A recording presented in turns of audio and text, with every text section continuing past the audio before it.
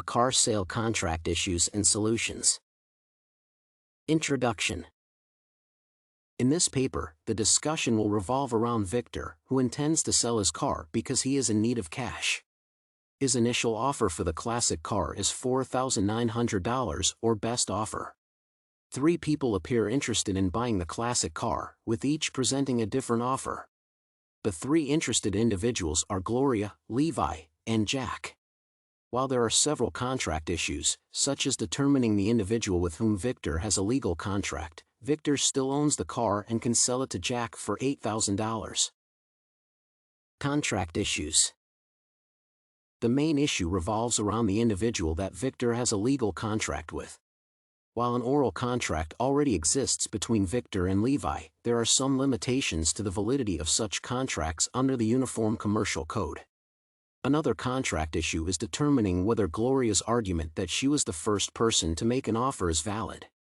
The last issue is establishing the significance of Jack's statement provided the engine starts and if Victor can still sell the car to him at $8,000. Applying the principles of contract law. The principles of contract law provide that enforceable agreements must have mutual assent, expressed by valid offer and acceptance, legality, and adequate consideration. Based on this law and class readings, neither of the 3 individuals has a legally binding contract with Victor. While it is true that an oral contract exists between Victor and Levi, the Uniform Commercial Code, UCC, stipulates that any oral contract involving the sale of goods above $500 be made in writing.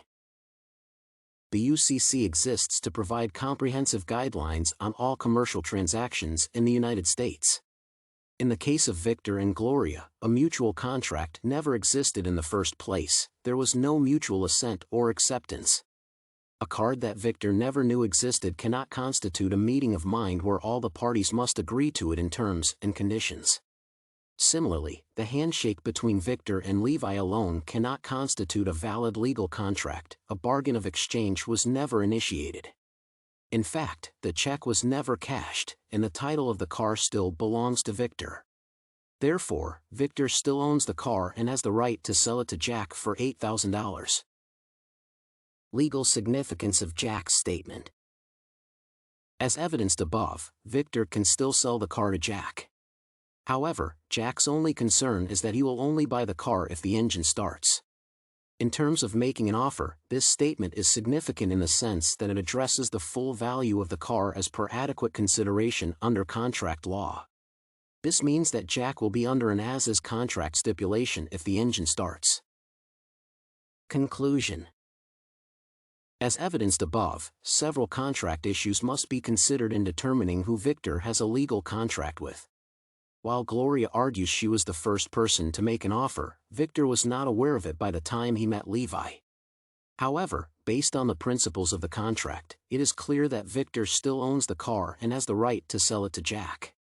Jack is willing to pay $8,000 provided the engine starts.